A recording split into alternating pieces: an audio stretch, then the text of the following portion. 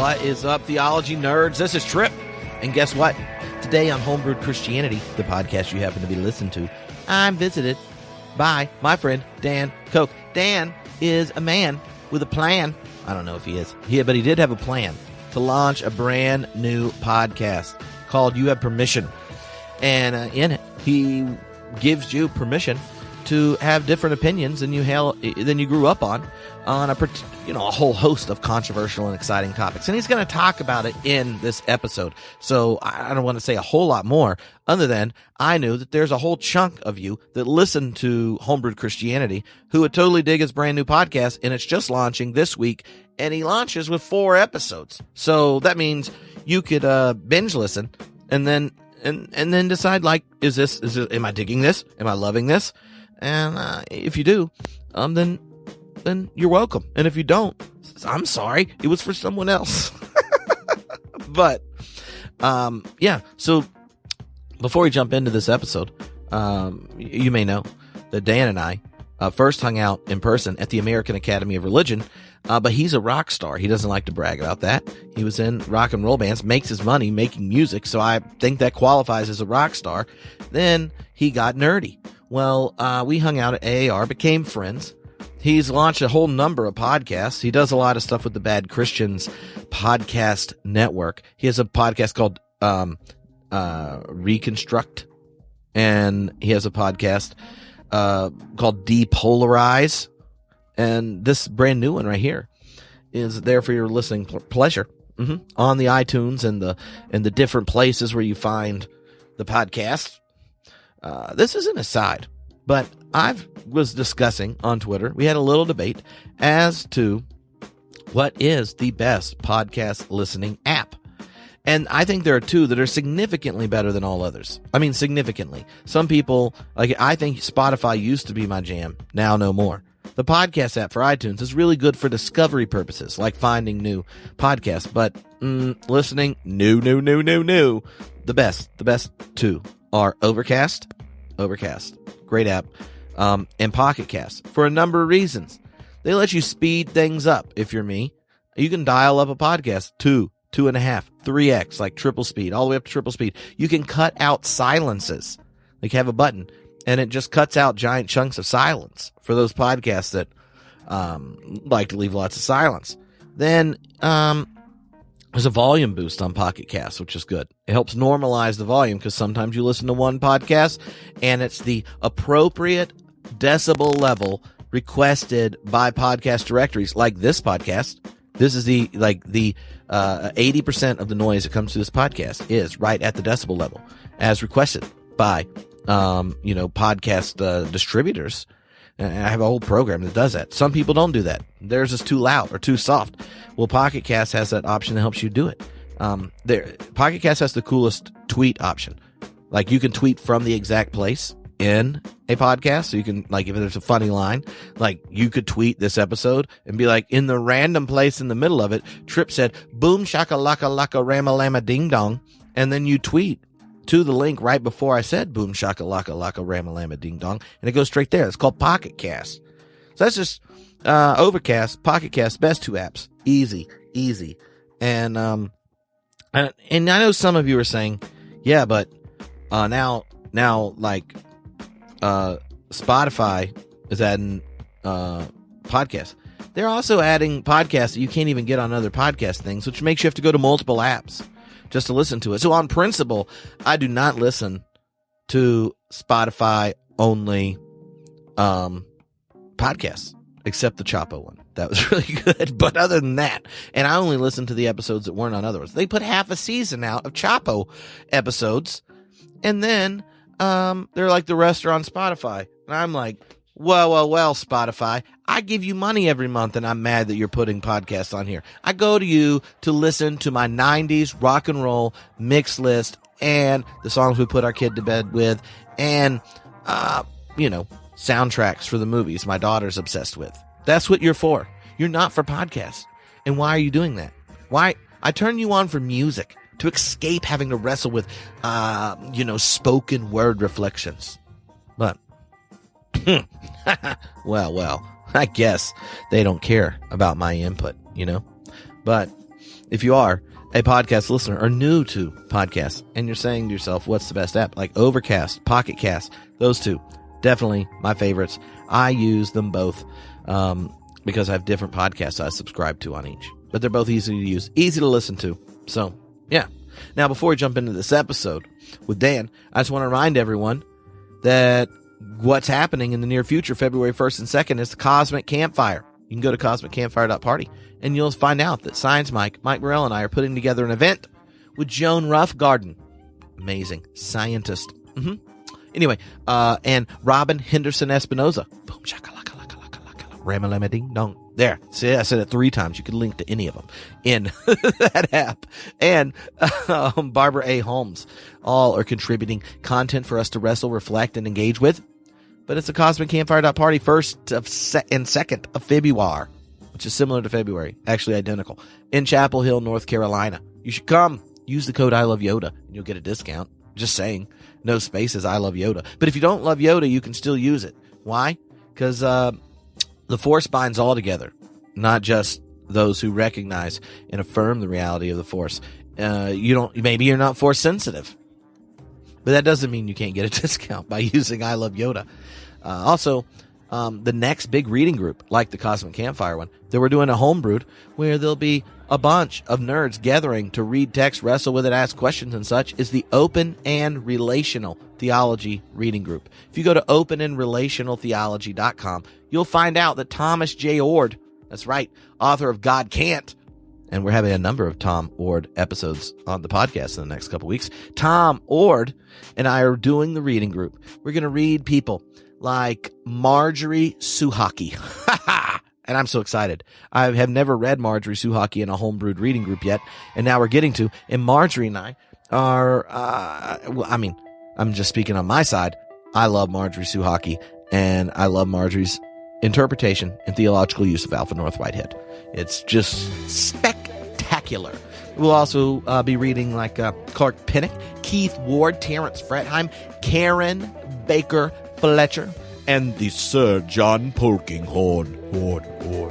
I don't know if it's required to say his name cool like that, but I did it in the previous podcast, and I've decided that I liked it. So Sir John Polkinghorn.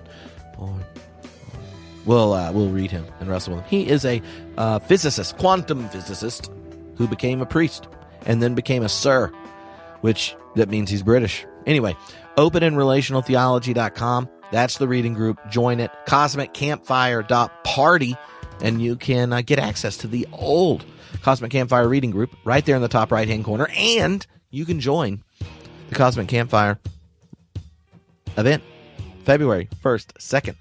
Last but not least, if you're in the ATL, the Atlanta, I'll be there at the end of February. It's going to be exciting. You know why? Because I'm going to be hanging out with my friends at McAfee. That's the divinity school at Mercer University.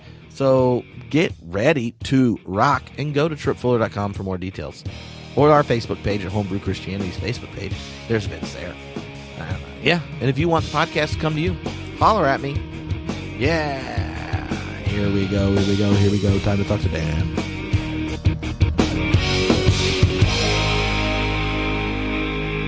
Here, look, you're asking questions as if I plan what I'm going to say. Oh, you do. You plan more than anyone I know. I read all the books, and then I say, for the first half of this interview, what do I have to ask them? So in the second half, I can ask them what I want to ask them. Yeah, that's good. That's Tripp's, and then I say to myself, if the listener doesn't enjoy what Tripp's interested in, get another podcast. And what podcast can I go to? One of yours. Okay, but like I just got done interviewing Carl Giberson, the physicist, but one of the people that got fired by Nazarene schools. I love former Nazarene professors. Yeah, I just interviewed Tom Ord last night. Yeah, so yeah, and one of the big issues was a literal Adam and Eve, which like of all the things to lose your job over, or to get in trouble for, and he's described for a lot of reasons, like Like this is a real deal issue. Now, I grew up as a pastor's kid with the same parents that were church leaders, so my experience with evangelicalism was, namely, my family's. You have a more diverse one, so you tell me, like, what percentage of the people you rolled with, one, ever believed in a literal Adam and Eve? I didn't. And if they did, they're like, whoa, let's talk about boundary issues here, fellas, because when I say evangelicalism, I mean there was a dude, no belly button. All right? Basic rules, basic assumptions. Yeah, I would say growing up until college, as far as I knew, 100% of people believed in a literal Adam. Really? Now, afterward, I've talked to a couple of the kind of more educated, I'm not trying to impugn people, but a few of people who were highly educated in my life and who, for strategic reasons, like at our church, for instance, didn't push that. People with philosophy degrees and whatnot. I think probably 5 to 10% would have been suspicious of a literal Adam and just chose not to die on that hill. They weren't professors, mind you. They were just like pastors or whatever. But as far as I knew, everybody believed it. And it wasn't, I didn't even really know what I thought until probably 10 years ago, maybe less. I wouldn't have been scandalized, at least after, in my 20s or something. Well, I know if you're listening to the podcast, you're saying to yourself, who is it that has such that luscious voice on the other end that you're talking to? Who is it that found the right microphone for his nasal voice? It's Dan. It's Dan Koch. And you now are like a podcaster. I'm a podcast but you're launching a new one. Yeah. I know. Yeah. Well, yeah. So we're telling people about your new podcast so that they'll go subscribe to it because it's coming out like right now. Yeah. Yeah. It came out whenever this airs. It comes out Monday, January 14th with 4 full episodes. Not one, not two, not 3. That'd be too Trinitarian. 3 would be too Trinitarian. I got to buck that. Yeah. Yeah. Yeah. You have permission to believe in a holy quatrain. I'm a quatrarian. I don't know what that word would be. But yeah, so, I co-host Reconstruct, which is kind of a deconstruction, reconstruction show with my buddy John Rains. He is really busy. And so that show's season 2 is moving very slowly, but we are working on it. And then I have Depolarize, which you've been a guest on, once or twice. And that is, probably going to slow down because I really don't want to do politics. I was very interested when Trump, was a candidate and I kind of got on that train and I'm very grateful for that show, but it's not really where my life trajectory, my work is taking me. So you have permission is basically, I describe it as you have permission to take both Christianity and the modern world very seriously. A lot of people on the right theologically don't believe that they can take the modern world seriously. They think they have to, maybe even they've just internalized this. No one said it explicitly, but don't study science. Like, don't read Nature magazine. Don't go too far. Certainly don't read any liberal theologians, or liberal Christians. You shouldn't consider seriously the arguments for gay inclusion because they're not arguments. They are just a way for people who don't want to submit to the Bible to, give themselves a pass. Right. And so then they'll believe whatever they want to believe.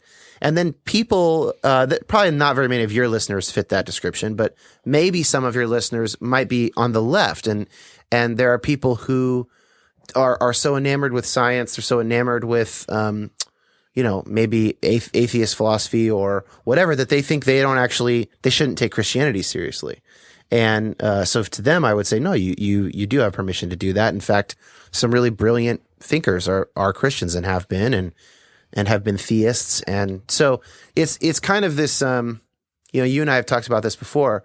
It's this marriage of sort of progressive liberal Christian ideas plus a conviction that God is actively at work in the world. And so maybe that God being active is the part that the liberals can take more seriously, and then the liberal ideas is the thing that the conservatives can take more seriously. And so when the show launches, you're taking a shotgun approach. So you got 4 balls in that cartridge. Yeah. So when you launch a religious project with a multi-ball approach, I'm multi-balled, Trip. That's for damn sure. Okay, we don't have to. It's a very violent image, shotgun shells and all. So, but what are the 4 things we have permission to do? Yeah. So these first 4, you have permission to believe that some non-Christians are saved. Christian Inclusivism. Now that one is easy for you and I. You're waiting for the universalism episode, which it'll come. You have permission to accept theistic evolution. All right. You have permission to think theologically about aliens.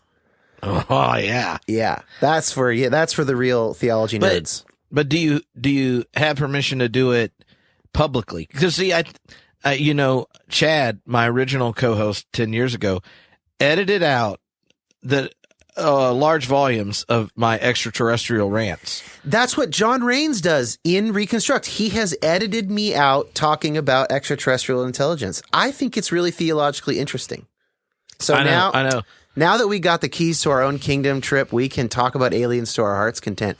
By the way, I'm not like a truther. Like I don't believe that aliens have visited Earth. That's not what I'm saying. The idea is to take the mathematical chances of other life in the universe seriously, and then what would that mean for the incarnation mostly. And then the fourth one is, and you're like, so we have the paradox of the incarnation and Furbies.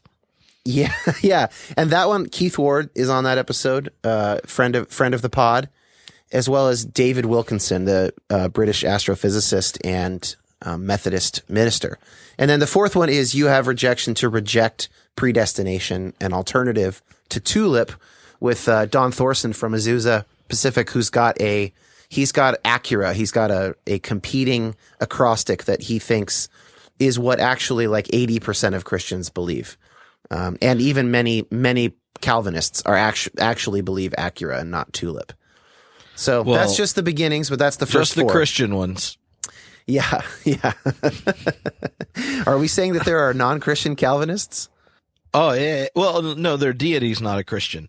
I'm sure they're, irresistible grace and all. I'm sure they're still saved. Dickhead thing to say to your Calvinist friends, Trip. If any of them still listen. Yeah, I was like, it's a love language. Yeah, that's true. Yeah. I mean, I have to tell people that sometimes if I don't know them very well, like, that me making fun of you means I like you, right? Because people don't know. I know. And if I make jokes about you, then if you run it through the right filter, what you should hear is, I recognize the abundance of divine presence in your being and the particularities that make you, or particularities I love and embrace, cherish, and want to encourage to become all that is possible.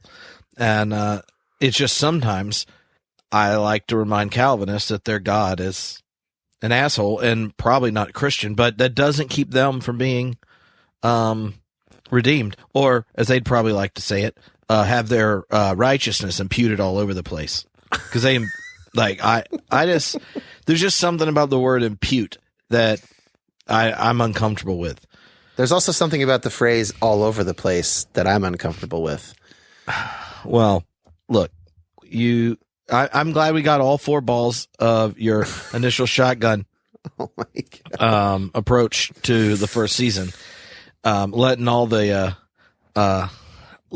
episodes fly early on. Yeah. So I guess the what's interesting is I'm thinking about like your listeners. I'm of course a listener of your show, and it's not the kind of show that people who listen to Homebrewed need, probably especially. It's probably more useful for people who are either on the far left end of your listeners or beyond them, or the people that your listeners know in their lives who are to their right. And so I wonder if it might end up being more useful to Homebrewed listeners as like share this episode with my cousin and talk with them about it. Whereas maybe you might be too much, too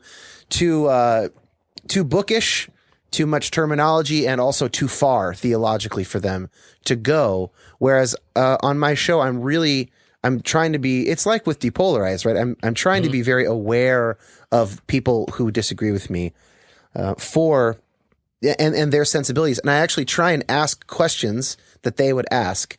And I also even poll my Patreon supporters and Facebook friends for those questions sometimes to make sure I am asking the kind of things that people from a wide swath of Christianity would want to know about it. So, yeah. Well, I mean, I listened to the rough draft, and I mean, I think people will dig it, especially if you're one of those podcast listeners that listens to lots of podcasts. You know, some people listen to just a few, and then you're me, who listens at 2.5 speed with the silence cut out, and I can plow through some podcasts. So anytime I find one that's interesting, I like listening to it. And one of the things I would also say is, if you're a hardcore theology nerd, your episodes are really helpful in understanding what you can assume and not assume. Right? Like it was real helpful to me. Like I read Paul Tillich stuff in high school, so I don't understand what it would be like to not be taking the questions super seriously in an academic environment. What I could pick up on and what I could see it as an asset is, like, just because you haven't read all the books doesn't mean you don't take the questions and topics seriously. But your framework for asking, thinking, reflecting is shaped by kind of the passive shaping of pop culture, of the part of the church you're a part of or not part of, and that type of thing. And I know one of my challenges, especially if you like talking about process thought, is trying to explain things that just seem completely obvious to you, to people who don't know any of the vocabulary. Even if you have shared intuitions, it's not immediately obvious. Right. Yeah, you and I, we come up on that just in our friendship, and sometimes we'll talk or text about things, or when we see each other in person. And I often am asking questions that you put to bed so long ago, you know, and a lot of that does have to do with the way we were raised. You know, you were raised in a liberal Christian environment. I just can't even imagine having been raised in a liberal Christian environment. For me, the entire thing has been a state of cognitive disequilibrium, and then having to accommodate the new data to the old way, you know, the old lens, and accommodate the lens. That's my whole life because of the subculture that I was raised in. And also what's so funny to me is, like, and I'm the numerical norm. You're not, right? Mm-hmm. So, I grew up in the zeitgeist of the 80s and 90s in American Christianity, American Protestantism. And so that has been really funny, but that has actually given me permission to talk to you about some of these things and go, oh yeah. And really, like, you and Tom Ord and Keith Ward and these friends, Matt and Jack, these people we all hang out with at the AAR conferences.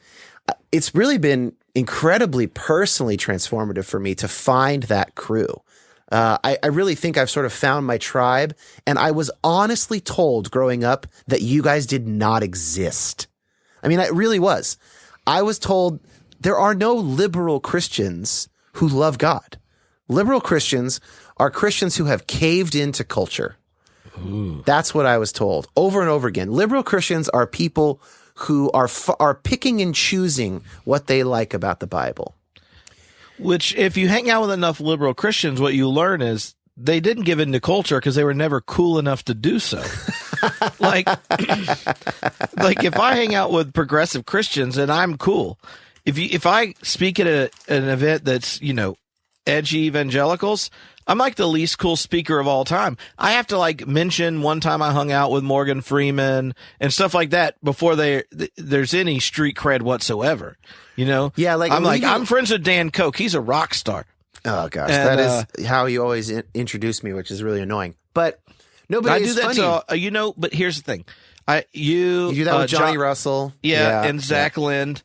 But Zach's about as rock star as it gets, right? Like, if you still play drums for your high school, like, rock and roll band, Yeah. for over 20 years. And when you go to the show, like, that is one of the coolest rock shows. I love some Jimmy Eat World rock shows. Yeah. I mean, you introduced me as, here, this is Dan. He used to be a rock star. But if and when you introduce me to Zach Lidd from Jimmy Eat World, I will actually fanboy out on him big time. They are in my top 10 bands of all time.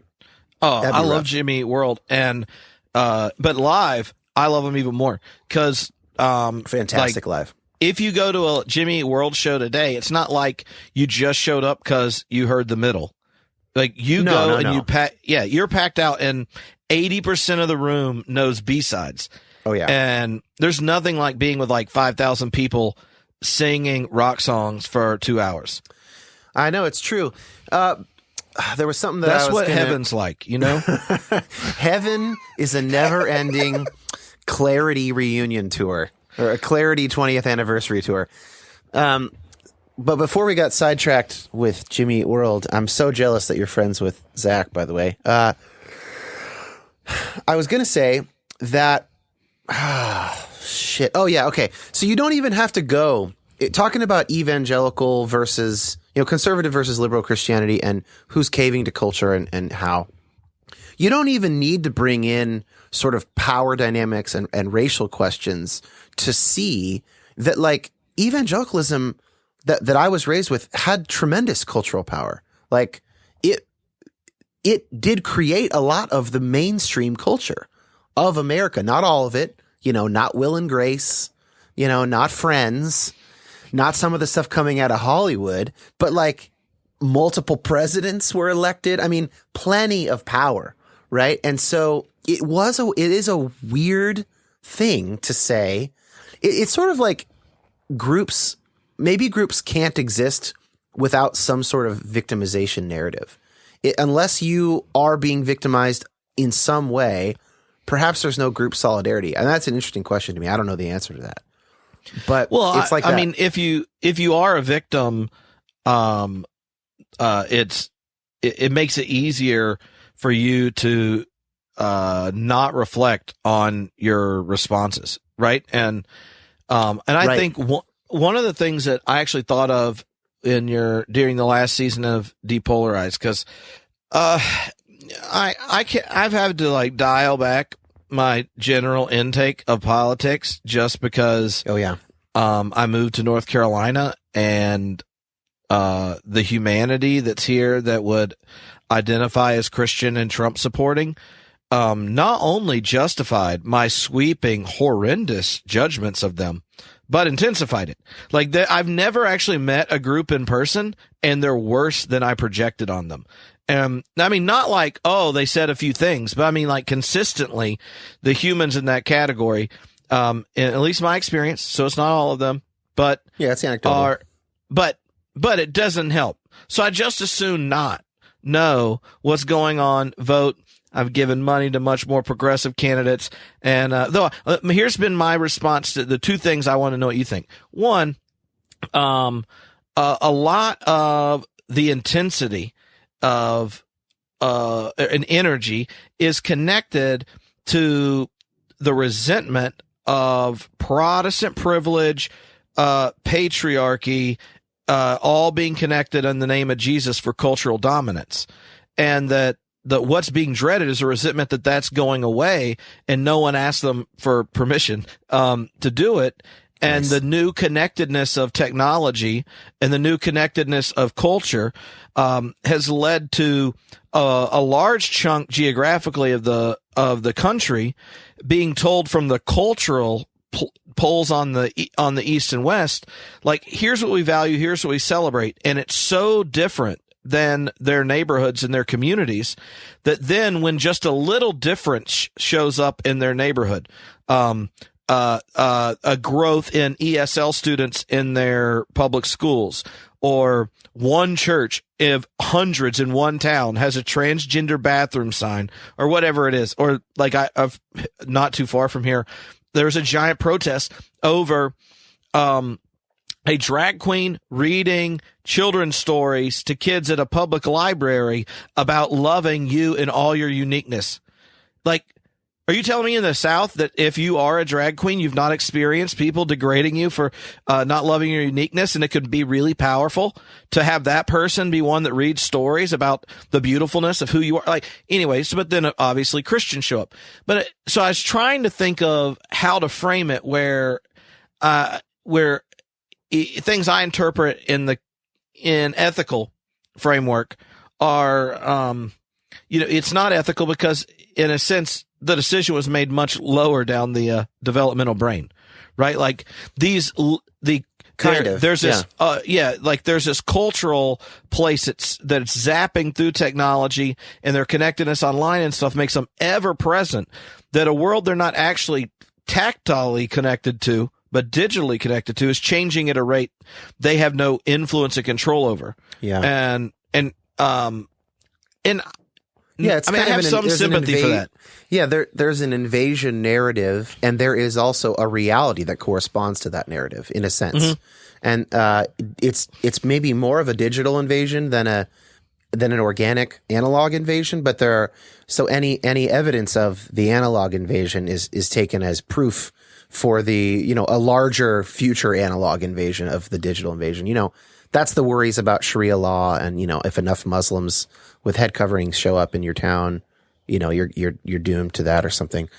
I think that your analysis is mostly right. It's so hard, man. I mean, I started Depolarize podcast thinking, hey, we'll figure this out. Not solve the nation's problems, of course, but there will be a way. This will help me figure out how to live in a pluralistic world where the two sides are increasingly far from each other. And I think it did succeed at giving me a very robust ideological framework for that. I'm very grateful for that. I don't think it's enough. It hasn't actually made me much better at it. That is a separate question, and that's a practice. And frankly, I don't know. I'm a person who gets pretty anxious about politics, and I actually don't know that I will be able to do that. The best I might be able to do is, Brian McLaren's thing, which he mentioned again on your show recently. Interesting. I really see that differently. That might be most of the time all I can do. With my in-laws and stuff, I'm just silent about politics. It's if they ask me a question, I'll answer it. And otherwise, I don't really talk about it. And it's kind of a cost benefit analysis that I'm running. Yeah. There. Well, I got silenced in the space of my in-laws. Alicia just said, please don't engage. Yeah. Because you got silenced by your wife. Yeah. She's like, now that we live here and see him a lot more. Right. She's like, just don't do it. I'll try not to, because, and the only time things got really worked up in North Carolina was around gun control.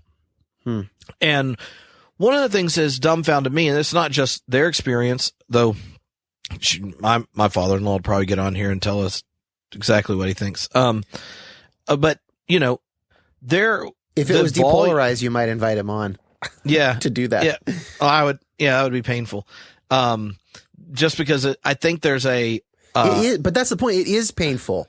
It is really hard to listen for 10 minutes to Sean Hannity, right? It's hard. It is cognitively costly. It doesn't square with our vision of reality. It really hurts. I think we need to be honest with ourselves about how much that hurts, and cut ourselves some slack, and then probably pick ourselves up and do it again. And I don't usually have the strength to do that. Well, I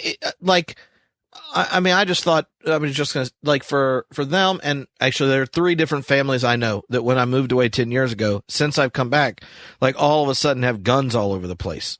And they were conservative Christians. Yeah. And now they got tons of guns, not because they hunt. Yeah. Now it's an outward expression of the culture war. And also 10 years ago, you had friends who never used different gender pronouns, didn't check every single statement they made to make sure they weren't offending any minority group. And now they do that because that's now an outward sign of the culture war on the left. Yeah. I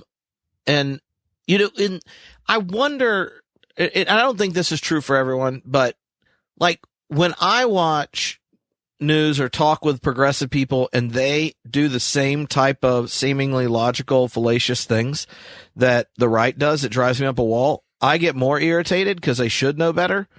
Well, what is that? What is that? They should know better. Are you saying that people on your side have fewer cognitive they distortions? like science. No, just that they like science. Sure, but like that doesn't change human psychology.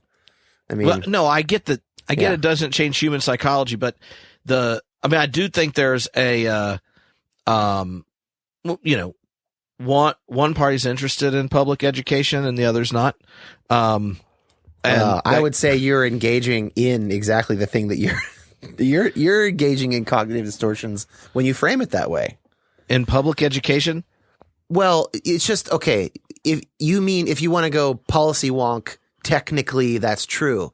But exactly. there are conservative-minded people who think that the public will be better educationally served by charter schools existing to test out new ideas. Like that is, and you could totally make an argument. I mean, David Brooks makes this argument, who I respect greatly. I'm not willing to say that he's being an idiot on that, right? So, we have to, this is the thing. This is why it's so hard.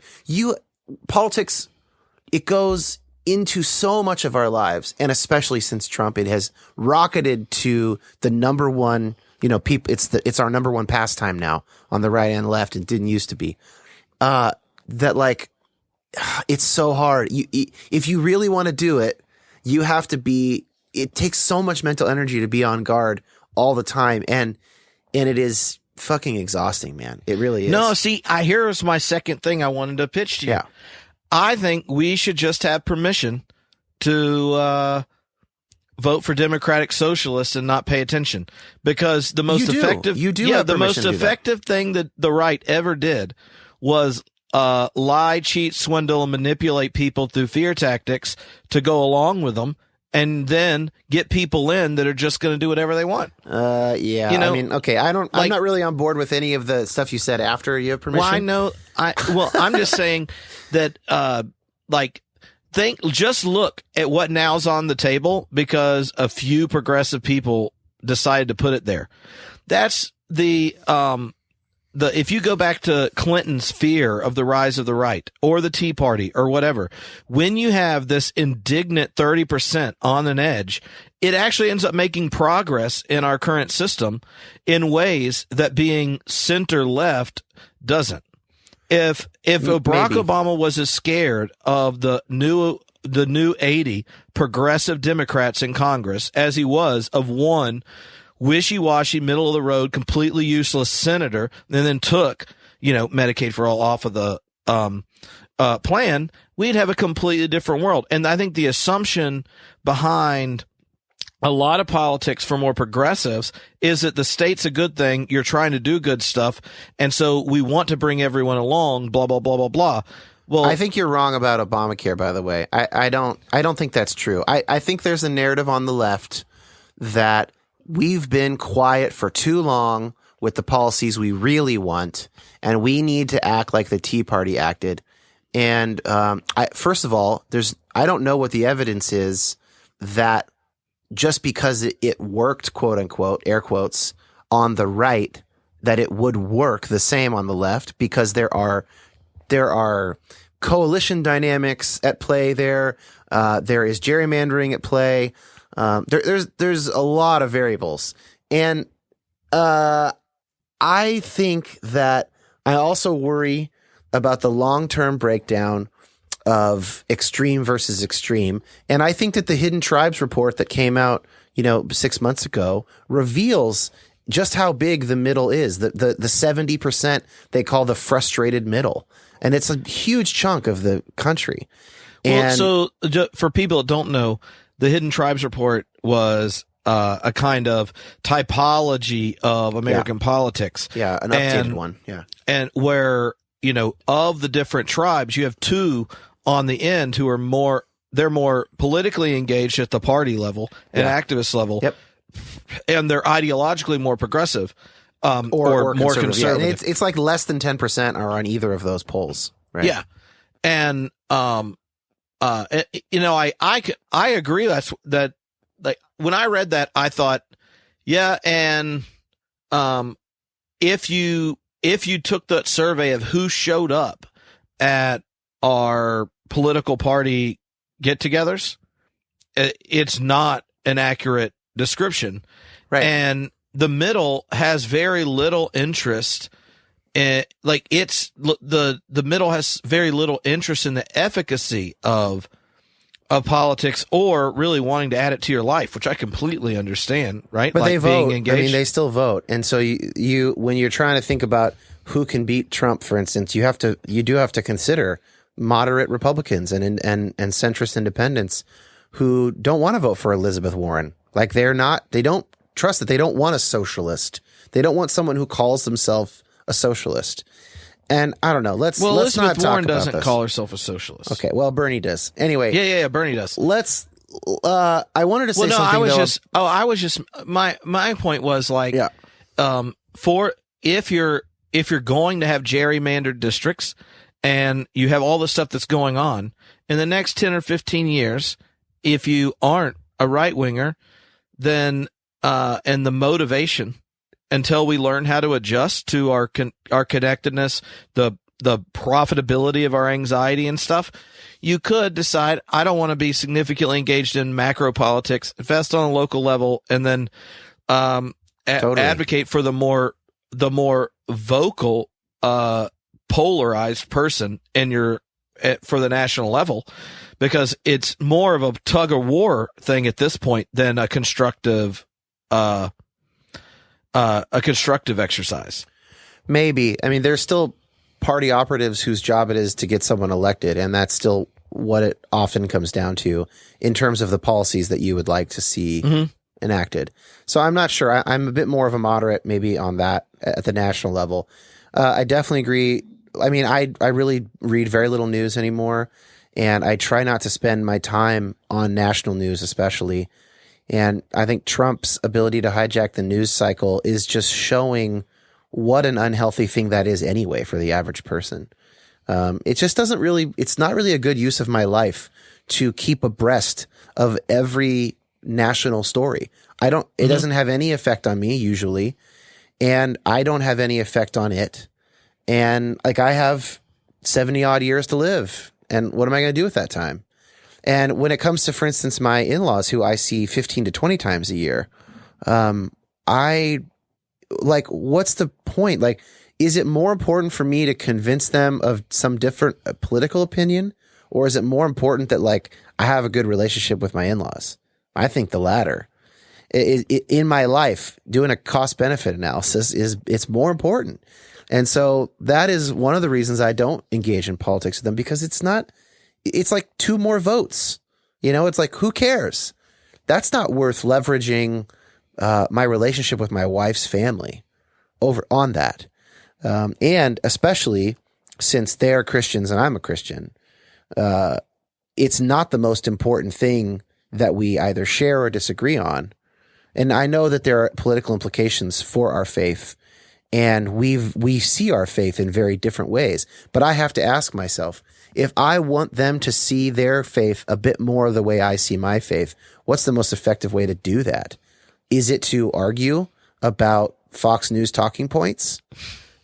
Right? I don't think so. I think that would be a very ineffective way to do that. It's probably to live out my faith and have their suspicions be disconfirmed organically over time as they get to know me and Jaffrey and eventually our kids. You know, like that just makes more sense to me. I think it's a less hot-headed and a more wise strategy. And also, it seems more psychologically healthy for myself. Mm-hmm. No, and I do think that different people, like what the right stance to take for different people is not the same. Sure. I'm not trying to universalize that to everybody. No. And certain different issues are different, right? Like, even the way that the gun control thing came up in our family, but like David Hogg, who was one of the Parkland organizers, was a former youth of mine. Right. So like when you start getting text messages from, 60 people that are former youth or youth volunteers or people from church, and you're like, they're like one of the kids I cared for is in that situation. You have a different relationship to it. Right. And, and it was and what's out your of the, responsibility as his former youth leader is to advocate for him as a person. That's your job, right? And so you got to do that. Yeah. And you know, I guess I just don't, the question that comes back. So if my natural tendency is to respond in a way you do, after that, one of the things that came up is, so what if I wasn't, like, an educated straight white guy in America right now? And so many of these issues, even if, let's say, the anxiety culturally around it makes me think, certain threats are, you know, statistically bigger than they really are or whatever, which is what my conservative friends like to, point out. I'm like, okay, well, if we're going to, talk about overreacting to, exacerbated statistical threats, then let's just talk about our, White House throne room meeting last night. The southern border stuff. Right? Yeah. So I Where get, but no that humans do terrorists that. have ever gotten in. Right. Yeah. We do it. It's called the availability heuristic. You know, it's like the more we hear about something, the more likely we think it is to happen, regardless of what its actual statistical likelihood. Yeah, I just think that for me, that experience made me think like, so many of the other kind of conversation points right now in policy debates and stuff don't feel personal to me because of who I am and my location, but could feel much more personal and intimate if I, you know, was from a different culture, a different race, spoke a different language, practiced a different religion, had a different gender identity, all that kind of stuff. Yeah. And so the tension for me is I get, you know, super passing privilege around, I get to be quiet and silence myself with certain members of my family and friends, and no one says anything, but some very dear friends of mine don't get that. A friend of mine who is a very committed Christian, multiracial, transgender activist, but was, you know, speaking at a Christian ethics conference and gets, you know, texts me after getting pulled over, by the police for no reason, pulled out, frisked, embarrassed, harassed, all sorts of stuff, by, you know, some redneck white cops with crosses on their neck. And, and so, but that white cop with a cross on the neck sits next to me on a plane and says, "Hey, what do you do?" I go, "Oh, it's a white guy. He's Southern. I'm a minister." "Oh, really?" Yeah, I did a PhD. "Oh, it's always good to have people defending the truth." "What do you do?" "I'm a cop." Like, I can imagine how the thing goes. We get to sports. He's like, "Why would a Southerner ever move to LA and become a Lakers fan?" And I was like, excellence identifies excellence, you know, and I've had that conversation. So to me and I don't think there's a solution, and I definitely think it depends on the relationship. Like, I'm quiet with my in-laws because I was asked to be. Yeah. And I'm quiet with my in-laws because I've deemed it a better course of action. But so this is the meat of it. There are people whose job it is to be an advocate for other people, either through their job, like literally their job. Maybe they are a therapist, maybe they're a social worker, maybe they are an activist and they work for an organization, and that's the stated goal of the organization, and that's what pays their bills. And of course, you can't, those people have to do their jobs. There is another question though, which is, if you want to change the average person on the street's mind, what's the most effective way to do that? Right. And activism is usually not the most effective way, because activism, generally speaking, gets stuff done through a process that includes conflict. A lot of community organizing sort of basic training is built on that, of like, you know, pour salt in the wound until someone realizes they need to heal the wound. I understand that as a strategy, but that doesn't convince your average person on the street. Call me old fashioned. I know it is extremely old fashioned to highlight Martin Luther King over some more current and more recent race theory stuff. But I still think that his basic approach, what Jonathan Haidt calls the common humanity approach, it actually works better for most people. Now, you might say it shouldn't, and people with privilege shouldn't need to have their hands held. And that might be true. I don't know. I don't know what it should be. It still seems that it is the case that people respond to common humanity appeals more than being called an oppressor. And so you might, and that's actually separate from the conversation of do you advocate for your transgender friend or not? It's if you've decided to advocate for your transgender friend in some particular situation, maybe to speak up for him or whatever the case may be. If you decide to do that, how do you do it? And that is something that often on the left we don't talk about because we're so busy agreeing that we need to advocate. Yeah. And we get so much social status through the more public our advocacy is, the more points we get in our group. And that's just totally a human thing that's been going on forever. That's true on the right. That's true on the left. But I think that you and I share a real affinity for Jonathan Haidt's work, and that's something that I think he's really helpful at is like, but how do we do it? What's the most effective way? What is your goal? And so some people's goal is, I want my friend to feel loved. That is my only goal. Then do whatever your friend makes your friend feel loved, and you're achieving your goal. I'm not in a position of advocating. I think one day I might become a therapist. And if I do, then I will be in a position of advocating for certain people, although not naming them by name, of course, that would be violating that confidentiality. But I might be in a position where I'm asked to speak on behalf of my patients, clients. Great, that's different. And then I'll have a different goal then, and I'll have to figure out how to talk in whatever setting I'm in. It's not one size fits all. Mm-hmm. So when you how would you describe your own process, growth, insights, and such since starting to think, engage, question, and such in public? Meaning being a public figure. Yeah. And the other side effect of, doing all the podcasting and stuff like that is you actually get to talk to all sorts of people.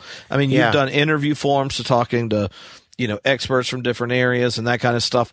Like how has that going through that process impacted and changed the way you, understand yourself and the questions you carry? Yeah. So there's maybe two sides of this. There's the personal end, and then there's the public end. On the personal end, just burning through 40 episodes of Depolarize straight at the beginning, week over week, was awesome. It was like boot camp. It was like ideological boot camp. I got to I spread the net wide, and it was fascinating and really helpful. And in fact, I would say the way where I came through that, trying to depolarize and really looking at the psychology of all that, has really changed the way I have theological conversations. It's changed my calculus for grad school approach, and probably will ultimately end up changing my career trajectory. And so that has been crazy. And it's made me more of a moderate. It's made me, humble is like the wrong word because you can't say you're humble. It's made me have less confidence in my own ability to know things that are complicated, and are multifaceted. So it has engendered a kind of intellectual humility, I guess you could say. And at the same time, it has opened me up, especially doing the faith stuff has made me think more seriously about intuitions I've had for 20 years now around a lot of theological questions and ethical questions. And it's kind of made me okay. It's given me permission to go, I'm a liberal Christian. I am. And I saw that coming 20 years ago, especially 15 years ago, when I was around 20 years old, just kind of toward the end of undergrad. And I saw it coming. I was afraid of it. And it's allowed me to go, no, I just am. And I actually have had these intuitions for a long time on a lot of these issues, on salvation, on homosexuality, all that kind of stuff. Some of the economic questions. At a public level, one thing that I think it's made me realize is I take the curative aspect, the curation aspect of podcasting, I think more seriously than some of my friends do. and they, I'll throw him under the bus. He won't care. So Matt Carter from Bad Christian, the way he thinks about their show and his place in people's minds is like, I'm one more data point. People have all these data points, and they're gonna bounce their experience off of me. They're gonna get to know me. They're gonna sort of be able to control for my intuitions and my personality. And I just trust people to do that.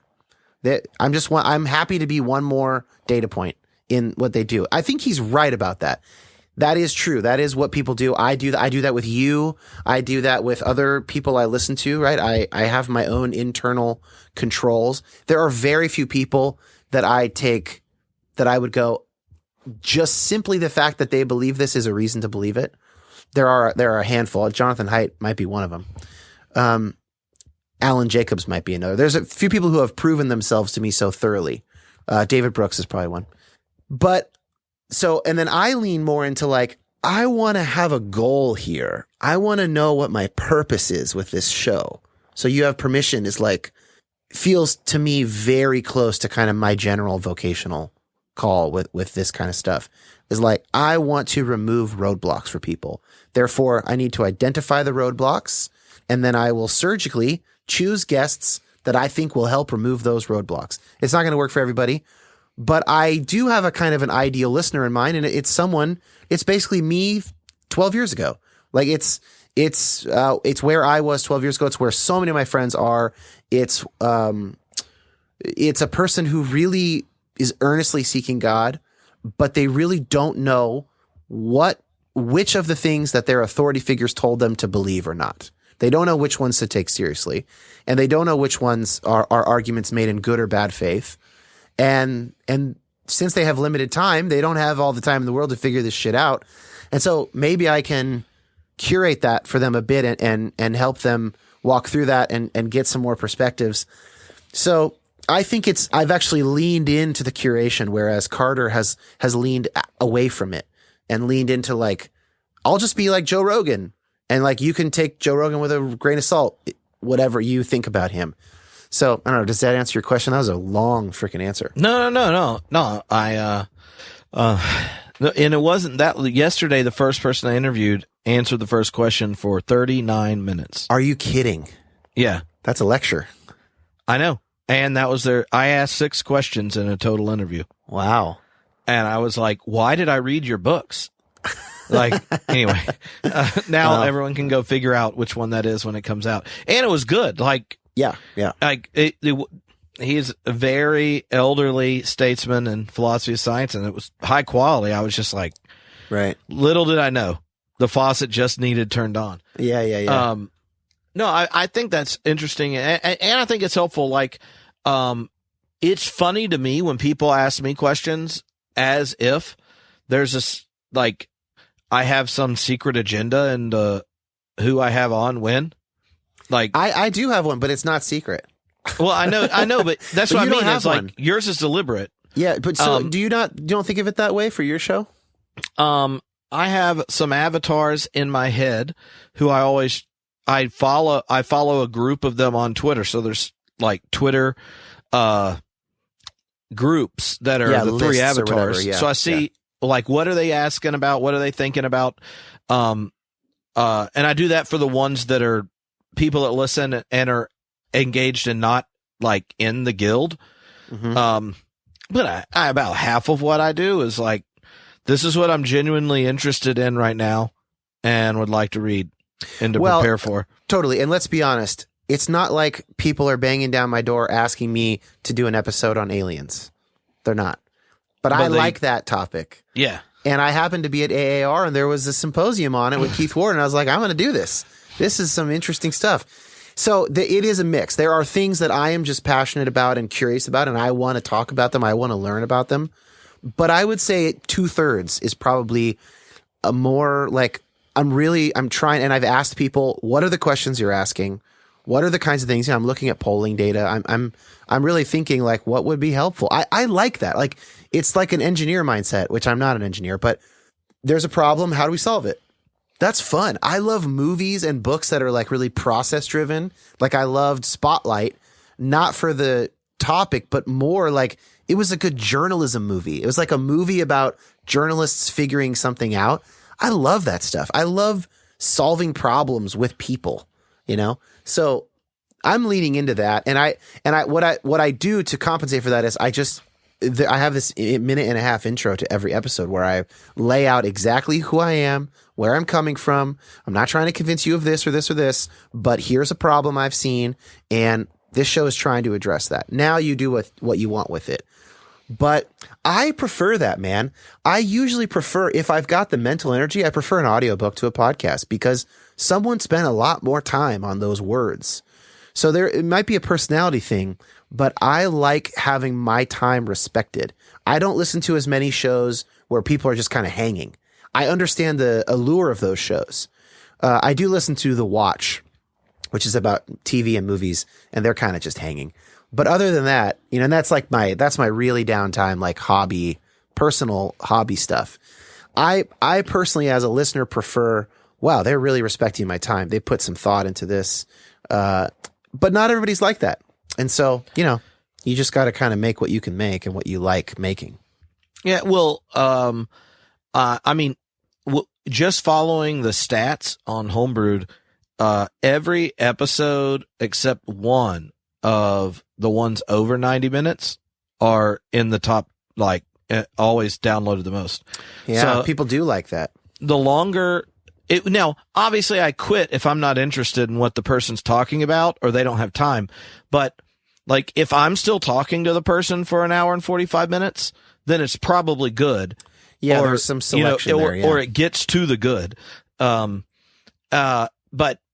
those are consistently the most popular and the ones that get downloads years later. Right. Now I'm internally judging. Am I going to make it to 90 minutes? Oh, well, you're in the category of highly downloaded ones of they're consistent characters, right? Like, Catherine Keller comes on, John Cobb, Caputo, like that kind of thing. Like when it's the friends of Trip, like most of the things I've said to you, I would not say in 99% of the podcast interviews because I'm not going to tell them what I think. And right. I actually care what you think about what I say. So I tend to, if it's those people, think, what am I thinking about? They would most likely disagree with me and I would be interested in what they said. Now I'm going to bring it up. Because you have the familiarity. Yeah. Well, that, and I want to know what you think about it. Like, sure. So people have asked, like, why is it that if it's Caputo, at some point, do you try to get how close to metaphysics can you get him to go? And I'm like, because I want to know exactly how close I can get him to go. That's the interesting part of his thought for me. Like, I'm going to ask him questions that I'm like, what does he think about this? What does he think about this? Because I care about his critique. Even if ultimately I'm more metaphysical than he is, though Ilya Dilio and Phil Clayton were at a conference with him recently, and they both said they think they think he's moving along awfully near to a metaphysical register. So we'll see. I can't wait to hear what happens there.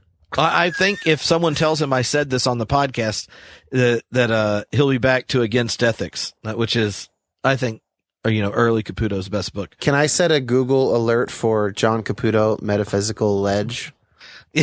Well, so that I can know the minute we know. I want to know.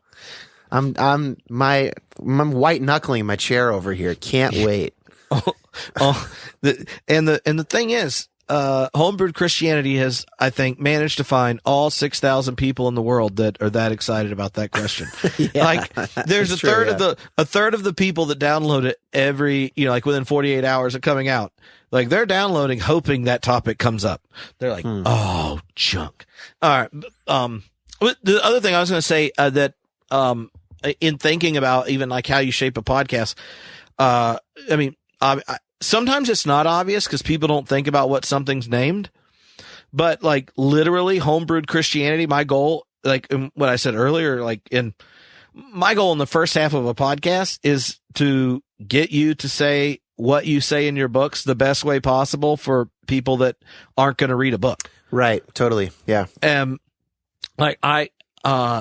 I have extremely strong opinions, and I change my mind frequently enough that if my podcast was about what Tripp thought that day, I would alienate every listener rather quick.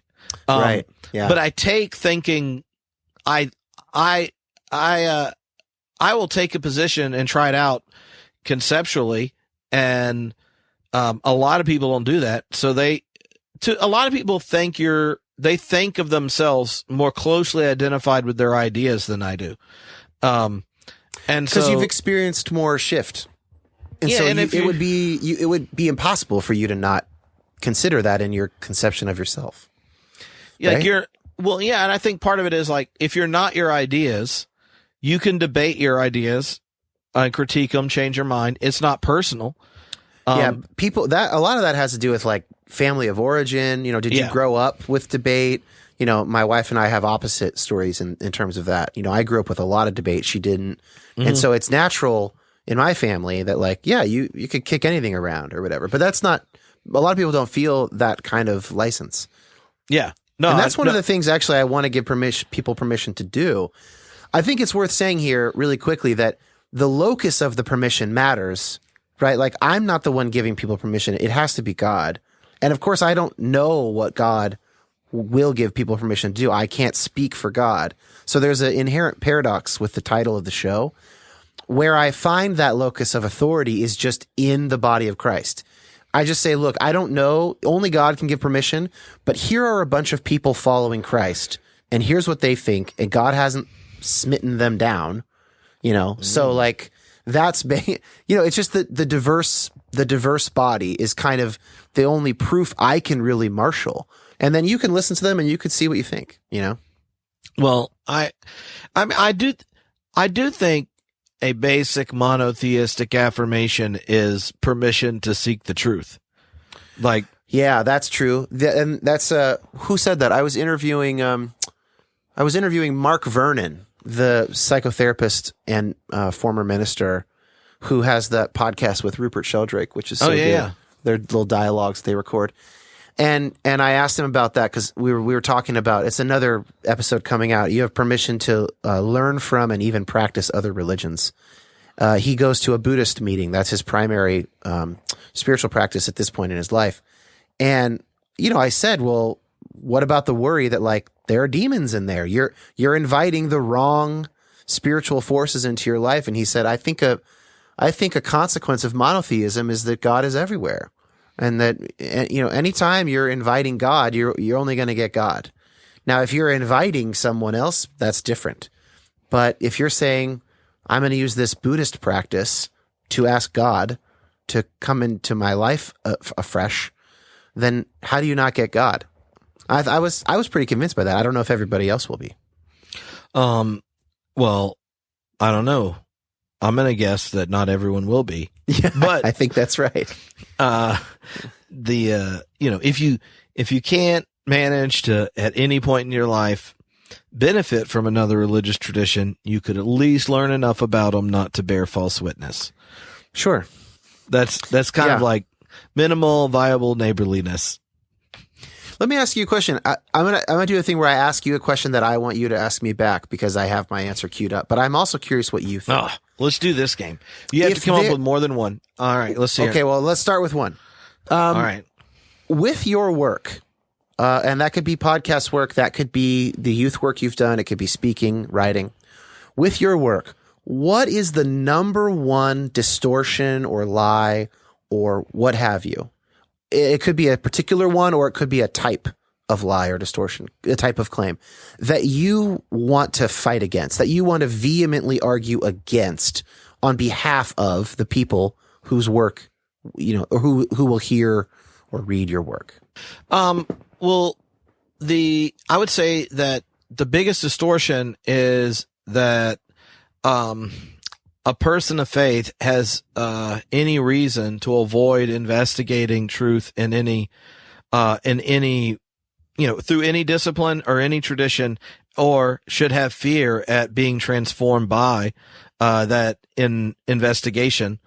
In particular, like if I had to isolate a distortion connected to that, it's the passive, rather naive, and non-scientific internalization of kind of a 18th century mechanical vision of science into the world, so that like you get evangelicals thinking you have to like deny climate change, not come up with creation science books. You replace creation and add designer in, and stuff to really believe in truth or defend a historical Adam. And then you get, other religious practitioners or even Christians in more progressive contexts that have to cross their fingers if they say the word God, all of which I don't think that's necessary.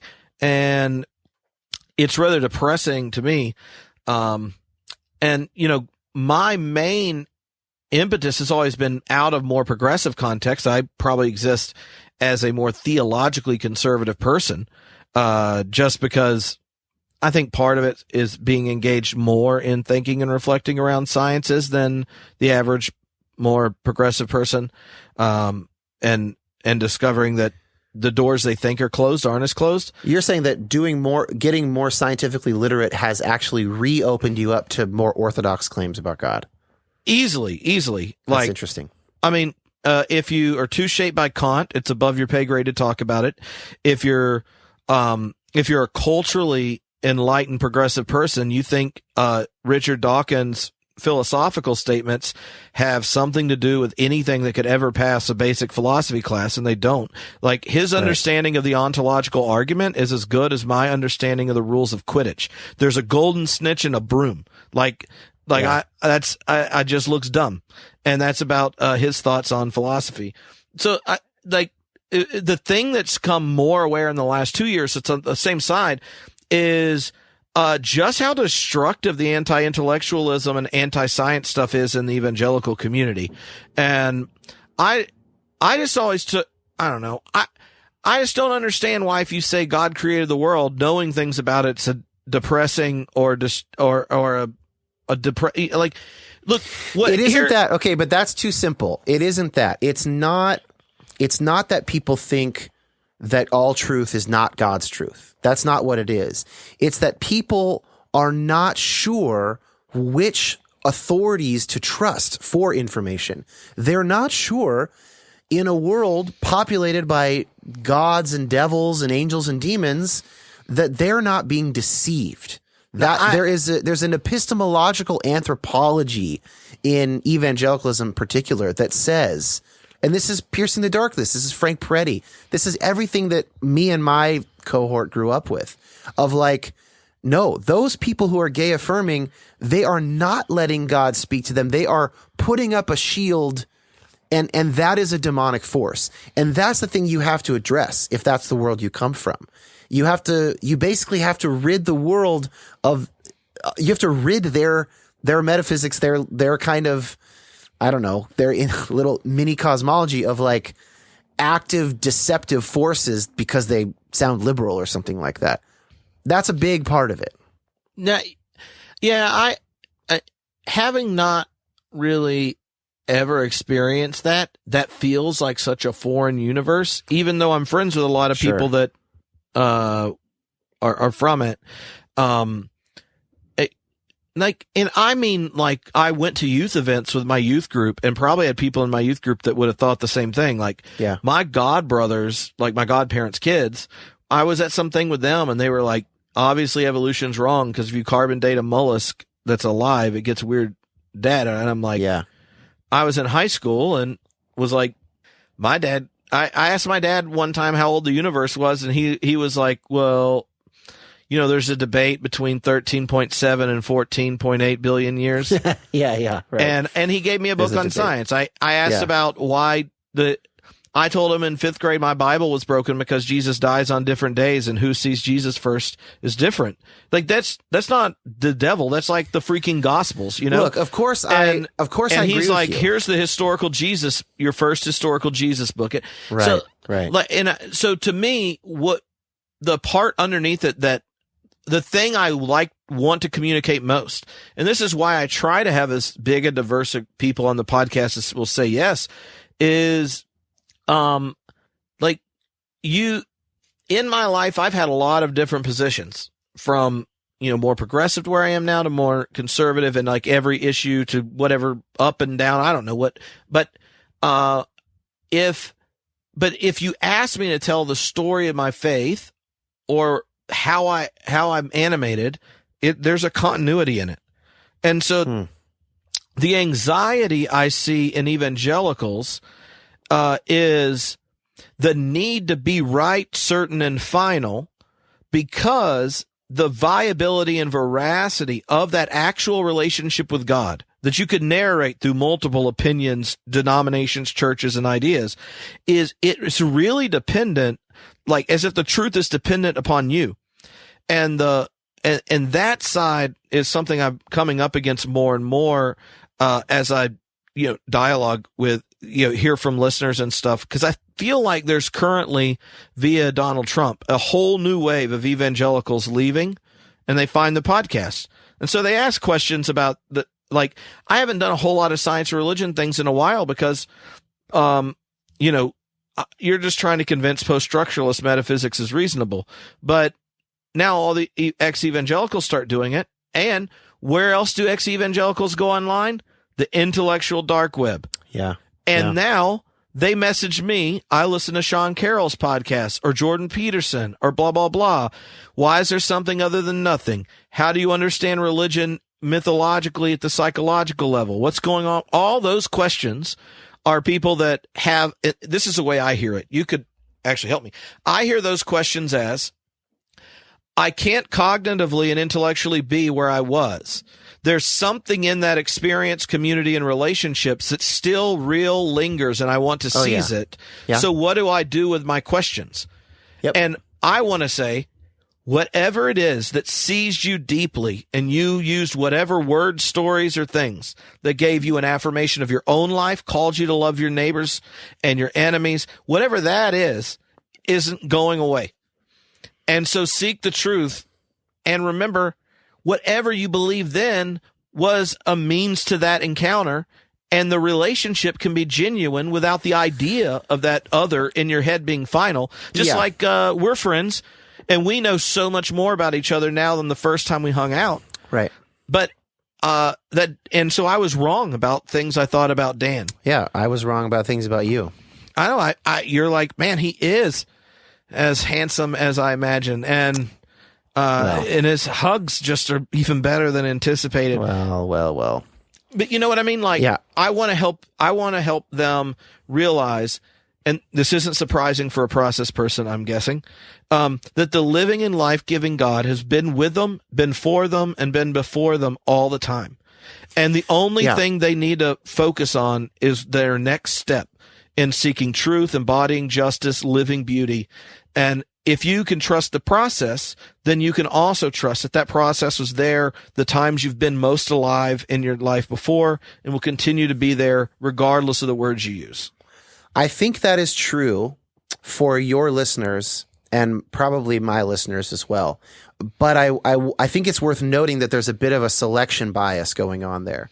So what I mean by that is, if you're the kind of person who has experienced cognitive dissonance with your faith, and you're the kind of person who is still looking, right, to answer the questions that spring from that very basic motivation to be in relationship with God, then you're good. Like, you're all good. Just keep that spark going. Find a community that helps you love your neighbor, and keep asking questions, and you'll be fine. That's true. Not everybody has that orientation. Some people are not so intellectually curious. My wife is one of those people, right? She does not need to think through all the stuff that I need to think through. She doesn't need to have a position on these questions, on TULIP. She doesn't give a shit. It's not important to her. She's never going to think about TULIP for the rest of her life unless someone else brings it up, okay? And even then, she'll just be waiting for the conversation to end. And it's neither going to help nor get in the way of her loving me or her other neighbors, right? So that's part of it too. And so one of the things that I want to do with this show is I'd like to have episodes that people like you and I and our listeners can share with someone like my wife, if it would be a helpful intervention for them one time at a specific time in their life, because they're not going to keep listening. They don't need to. It's not where they're at. It's not who they are, rather. And so that's a big part of it as well. And maybe this is a good way to transition to my answer to my question. So what I heard in your answer that I totally agree with is like anti-intellectualism needs to be combated 100%. The way that I would nuance my answer, I don't think they're different, but it's maybe a slightly different emphasis, is I feel like I should be an advocate for the person who has been given a false binary, a false either or. So a simple example of this would be someone being taught it's either six-day creation or the Bible's false. I want to advocate for the person who was told that. And I want to be like, no, look why that was a lie. And look what kind of freedom you actually have. Mm-hmm. And so I really share almost everything you said, just with that little nuance turn. And that's the biggest falsehood that I want to fight against, is the either or that some religious leader, some person in some kind of authority has given to someone under their authority falsely, whether on purpose, but almost always not on purpose. You know, it might be their own narcissism. It might be their own insecurity. It might be that they really think they're doing God's will because somebody passed it on to them that they respected. And it might be, you know, I'm fifth in a line of pastors in my family, and this is what we've always held. And so my job is to keep this going. But then they inadvertently do harm to someone else by laying this trip on them that is not true, that they don't have good arguments for. And so that's kind of that's the distortion I most want to fight. Mm-hmm. And so that's why, you know, someone could say, well, if you believe in Christ, then you have to believe that non-Christians go to hell. Bullshit, you do. John Wesley didn't think so. C.S. Lewis didn't think so. You think you know better than C.S. Lewis? What's your fucking argument? I get, you know, no, seriously, I get riled up about this. And I wouldn't approach someone that way, of course, if I was really trying to convince them. Well, I know you've already explained that that's not the best tactic. But we should call that out. If you say that to someone, and I have said things to people surely like this that have been false in with good intentions. I know I have. I have diarrhea of the mouth my whole life. I've done this harm. But we should say to that is bullshit. You don't have an argument for that. And you should not lay that trip on people. That will never stop happening. But it's something that, you know, I can work against in some small way. Mm-hmm. Definitely. All right. So, tell me what's another one of these questions you want to ask me then I can. It's fun. I didn't even get to ask you because you're just like, look, fine. Well, you pretty much answered so similarly to me. All right. Well, then, you know, I'll answer different. Wasn't much left. Okay, let me ask you another question that is a way to get back to promoting my podcast. Yeah. Okay, let's do a guess. What would you guess are the top 3 reasons that people who are raised more conservatively Christian would come up against something later in life, and they would understand it to be the reason that they can't be a Christian anymore? All right. They found out sex was fun. Okay, now that's funny because they're not going to admit to that on a survey. So there's not going to be data to back that up, but that might be true. No, that's good. All right. Keep going. All right. Some problem of evil and suffering. Mm-hmm. Yeah. Some hypocrisy, something like that. Yeah, hypocrisy within the church. Yeah. So at least 2 of those are judgmental. 2 of those are well attested in sort of the survey literature. I don't think people would answer honestly about sex, especially not if they were raised evangelical. Well, you know, and I said that just because, like, I remember. Now, I got married like a biblical Christian before I could drink, so, you know. Like literally a biblical Israelite. Yeah. I know. We were a little old. We got to our 20s. We were engaged before that, though. So, you know. And when I found out later that most of my friends from my Baptist college didn't actually wait till they were married to have sex, I was like, then why did we have that accountability group? You know? Right. Were you lying to me? Yeah. Well, what's going on here? And I say it just because I thought, what level of lying is going on for you to preserve the belief in your other like 18 to 20-year-old friends that are straight men in college that none of you have like, you know, touched a nipple before. And and they all are doing it, not sharing it with each other. And that's interesting. You know what I mean? Like, you're in an accountability group and even there, how it's functioning to keep your accountability is teaching you to to keep it on the DL. Yeah, that's interesting. And I thought, what are all the things that like when there's so much fear and stuff about that then the moment you interact with it, you're like, that's what you're worried about? Like the same is true for like teetotalers and alcohol. Yeah. That you know, they're like, oh, I went to an Episcopal church and, you know, Satan didn't jump in me when I had that real wine at the Eucharist.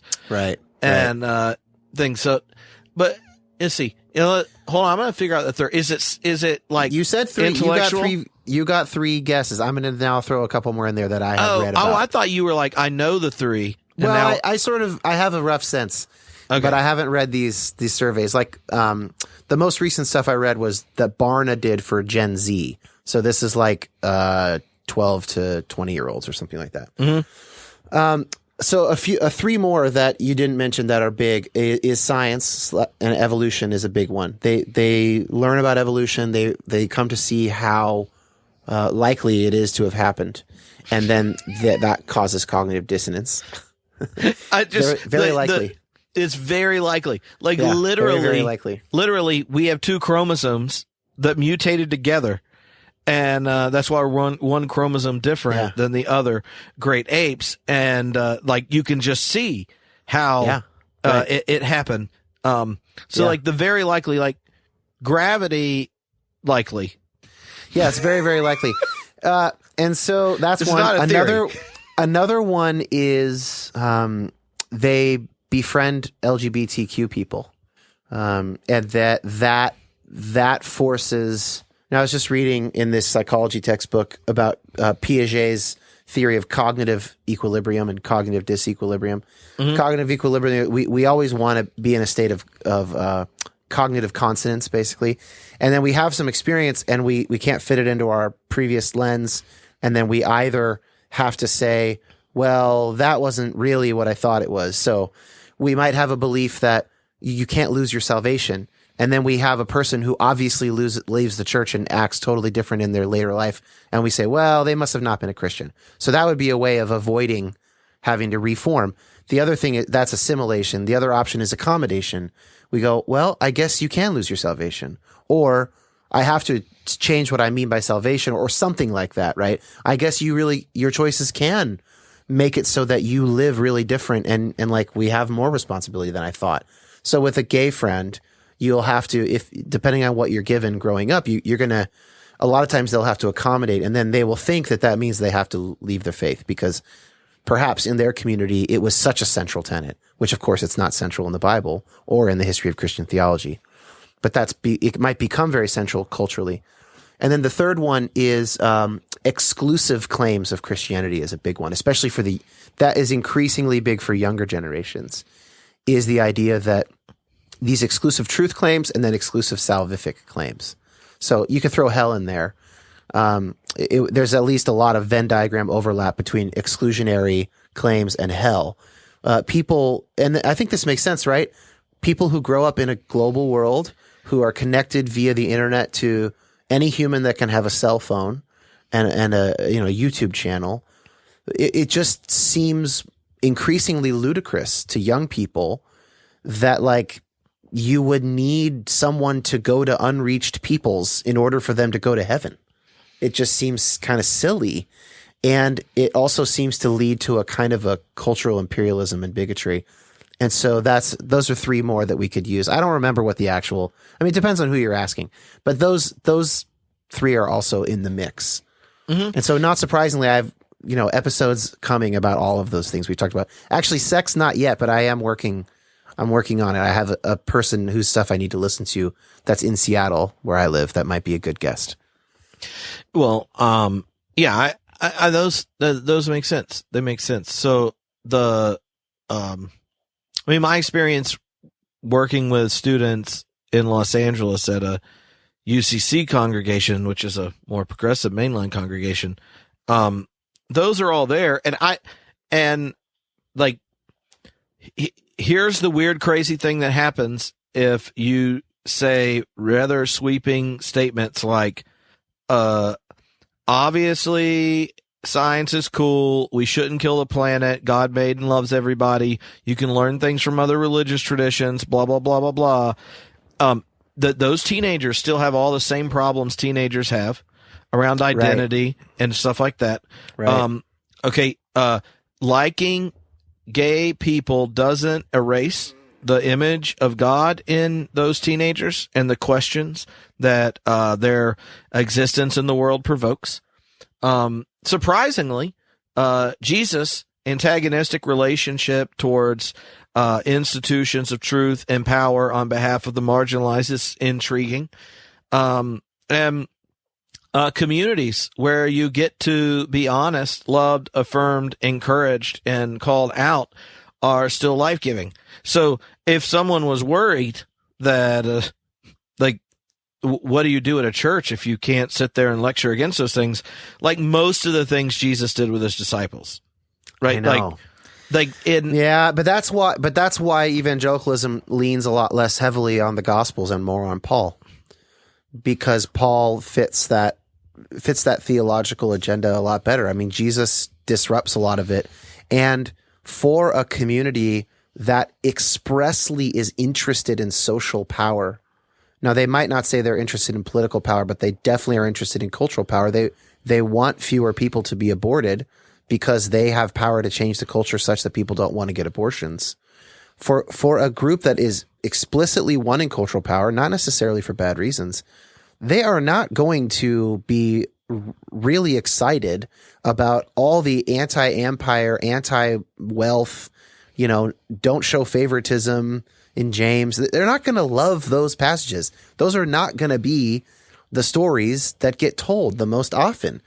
And if you don't have a lectionary, if you don't have assigned readings, and unless you're Calvary Chapel, where you read through the entire Bible, which is kind of weird because then you just end up applying like dispensationalism constantly. But that's a fringe issue. I mean, if you don't do that, then you're just going to keep doing Paul and Paul's pseudonymous letters, and you'll just keep hammering the stuff that you always hammer, which leads me to maybe the most interesting question in my mind that I want to ask you about. Oh, I mean, when I think of the best time for the most interesting question, it's at minute 86. 9, okay, yeah, 86. Yeah, 86. So the reason that works, I think, is that like you might ask, how can someone not be bored going to church for 40 years and hearing the same thing over and over again? Of course they're not bored. It is their identity. They are hearing their group spoken of and explained over and over again. It keeps them secure. In fact, it's probably quite psychologically healthy for them as an individual psyche. Mm-hmm. So here's the question. How does a community where diversity and tolerance and ecumenism and all of that, how does a group defined by its lack of boundaries ever have the kind of psychological traction that groups that are defined by their boundaries have? Is that actually possible on this earth with human brains? My two initial thoughts would be, I'm not sure any groups don't have boundaries, just some of them are more explicit than not. And oftentimes in any type of community, the stated boundaries are different than the practiced boundaries. Sure. But I would say on our best day, the answer is that, at least for, I think, Christian churches, is that when Christ is the center, there are no boundaries. And, so does that mean that, averaged out, the more Christ-like a community, the less effective it will be given human psychology at creating group solidarity? I think that human beings are extremely gifted at encouraging each other to be as immature as we're biologically capable. Yeah. The gift a religious tradition does, if done well, is recognize that it has a different task to as a whole and to each individual, where they are in their kind of stage of development, cognitively, socially, spiritually, and such. And a healthy community is a kind of spiritual conveyor belt, because every child is born start at the beginning, not knowing language. But what is it that will shape that child's life forever? The science is, if that child interacts on a consistent basis with 7 very different faces that hold it close and give it attention. That's why, as a minister, I've consistently said that some of the most important ministers at a church are those in the nursery. Right. And all the way up to, like, in different congregations, I think, tap out at certain stages of development. And then there are those who don't affirm people at other stages. So, like, if you're in an evangelical context, there's a certain type of communitarian expectation that's there, a certain type of assent to truths and things that that vision doesn't see other stages as genuinely Christian. And the same's true in a more progressive context and things. So, I think a faithful religious community needs to be able to, the language I think it gets utilized, transcend and include multiple kind of stages of development. So here's the thing that comes out of that for me, and I don't know what I think about this, but it's an idea I've been playing with, and being on the East Coast and not interacting with peers on a consistent basis. I just feel isolated, so I don't know if I trust my intuitions currently the same way I would if I had, like, a bunch of my smart friends and been a part of ecumenical groups where I could bounce it off other leaders. Sure. So my thought is that Christianity, as it starts to reconceive itself in a post-religious age, could organize around thinking of itself as a wisdom tradition, that it brings with it stories, rituals, practice, myths, and things that have shaped humanity, and been the very tools by which some beautiful lives and movements and communities have taken place, and that's what that's the centering place in which we're giving life and creating the context for faith, and that like, to me, that's I think that's a good thing to offer people. I think people are missing and wanting to do that. And I also think it's a way of pitching what we're giving, namely an invitation to be in a community that practices the way of Jesus the best it can and benefits from a history or a community of people that do so. Like, that is an offer I have no problem being evangelistic about. I can give testimony that being in communities that do those practices is life-giving. And it's something that I think if we listen to our Jewish friends, it is a type of way of seeing yourself that doesn't demand belief from people that can't muster it at one point, invites people that come and have an experience, encounter a new space. They can come in and out of the community, around different beliefs and stuff, because it's the practices and the traditions and stories and the gift it gives us at different stages, transitions, and parts of our lives that we're centered around. not the cognitive ideas and beliefs. And I want, to me, that means we get to be weirdly Christian and uniquely so, because it's in the particularities and peculiarities that the wisdom of the tradition's found, as opposed to being increasingly more generic and ubiquitous to just spiritual culture or something like that. Yeah. I mean, that definitely sounds better to me than a kind of a bland interfaith, like syncretism. And it sounds really great as opposed to an exclusionary club style Christianity. Frankly, I don't know that I'm there yet. I think I'd like to be there. It's not so easy to say what you just said when you come from evangelicalism, where it feels like a downgrade. You've got absolute truth. You've got the keys of the universe. And now I have to say, well, it's just the one among many that I was raised in. I mean, I buy it. Like I'm convinced by that. I currently don't see another way out epistemologically. Like, I don't know how, like, I'm pretty convinced that I don't know what it would be like to be a Muslim or a raised Hindu or something like that. I actually don't have access to that. And if I don't have access to that, I'm not sure I can argue against it convincingly, even to myself. So I don't know that I don't think there's a way out of that currently. I'm really interested in that question. But at the same time, I think those of us coming from what we might call more traditions with more robust claims about the universe and their place in it, it is going to feel like a watered down version.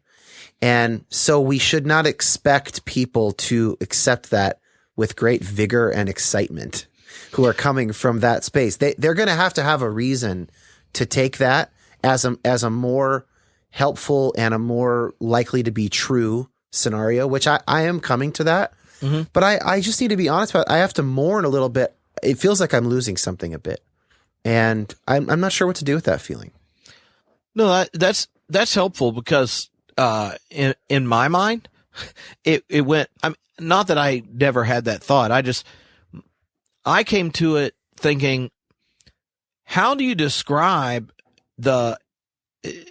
Okay, you know how you said I can't say what it's like to be Muslim. Like, you can read a translated version of the Quran. You can learn all their ideas, but you literally don't know what it's like to be in a religion until you're in it. Right? And unless you're a new atheist, then actually you know what it's like to be in every religious tradition better than all the practitioners. The God-splainers are really good at this. Yeah, you've read one popular level book on evolutionary psychology, and you are just a master of the universe now. Yeah. Oh, praise the Lord. So, but I say that, and like, connected to that insight in the same way, you can't really tell someone in another faith tradition or whatever what it's like to be them. I think you can say about your own, like, it is a wisdom tradition, and to get what it's doing, you really have to be a part of it. And then you can look at the tradition and go, like, this is really what we're offering. A space that learns how to actually pray for its enemies. That's all that stuff is beautiful. I just still have this question of, like, I mean, I'm taking this from Divided by Faith, Christian Smith and Michael L. Emerson. Just their review of the sociological research is that it's very hard to get group solidarity without common enemies. It just is. Yeah. So far, and maybe this is why people we should invent some. People on the New Left, people in the New Thought movement, the Esalen Institute and like spiral dynamics type folks really want something like a new consciousness, because then we will be able to do it. I am sympathetic to that desire. I think I'm a bit more pessimistic about that possibility. Mm-hmm. Because I don't really know how we're going to, I think so much of that stuff is neurological, and I don't know how the hell you make it. Maybe transhumanism or something. I haven't gone down that route at all and thought about that, but it's kind of like, it's almost where I'm expecting my healthy church, if I'm at one, to not be very big. And maybe it would be good for me to have that expectation, because I know that churches most of the time will only get really big if they're doing a good job of in-group, out-group language, because that's just human nature. And I don't know. That's really a kind of a pessimistic thing to end on.